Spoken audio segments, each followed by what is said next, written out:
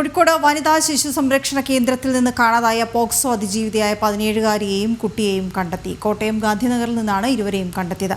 ഇരുവരെയും കാവൽ പ്ലസ് സംരക്ഷണ കേന്ദ്രത്തിലേക്ക് മാറ്റി. ഗോകുൽ ചേരുന്ന വിവരങ്ങളുമായി. ഗോകുൽ, വിവരങ്ങൾ എന്താണ്? 17-കാരിയായിട്ടുള്ള പോക്സോ അതിജീവിതയെയും കുട്ടിയും കാണാതാവുന്നത്. ഇവർ കോട്ടയത്തേക്കായിരിക്കും പോയിട്ടുണ്ടാവുക എന്നൊരു സൂചന ആദ്യഘട്ടത്തിൽ തന്നെ പോലീസിന് ലഭിച്ചിരുന്നു. കാരണം ഈ പെൺകുട്ടിയുടെ പിതാവ് കോട്ടയത്തെ മെഡിക്കൽ കോളേജ് ആശുപത്രിയിൽ ചികിത്സയിൽ തുടരുകയാണ്. കഴിഞ്ഞ ആഴ്ച തന്നെ 5 ദിവസത്തോളം തന്നെ ഈ കോട്ടയത്തുള്ള സഖി സംരക്ഷണ കേന്ദ്രത്തിലായിരുന്നു പെൺകുട്ടി ഉണ്ടായിരുന്നത്. അവിടെ നിന്ന് കഴിഞ്ഞ ഞായറാഴ്ചയാണ് കോഴിക്കോടേക്ക് മാറ്റിയത്. പിന്നീട് അന്ന് രാത്രി തന്നെ ഞായറാഴ്ച രാവിലെ 9:00 കോഴിക്കോട് എത്തിക്കുന്നു. കോഴിക്കോട് നിന്ന് അന്ന് രാത്രി 9:00 പെൺകുട്ടിയെ കാണാതാവുന്നത്.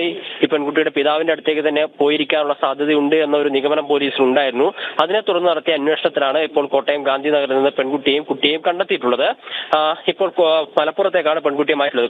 കോഴിക്കോട് ടൗൺ പോലീസ് ആയിരുന്നു ഈ കേസിൽ അന്വേഷണം നടത്തിയത്. ടൗൺ പോലീസ് നടത്തിയ അന്വേഷണത്തിലാണ് പെൺകുട്ടി ഇപ്പോൾ കണ്ടെത്തിയിട്ടുള്ളത്. വീണ. ഓക്കെ, ശരി ഗോകുൽ.